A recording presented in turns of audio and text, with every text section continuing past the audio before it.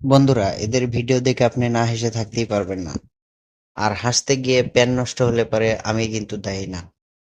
যদি ভিডিওটি ভালো লাগে তো অবশ্যই চ্যানেলটি সাবস্ক্রাইব করে যাবেন। তো চলুন, কথা না বাড়িয়ে শুরু করা যাক।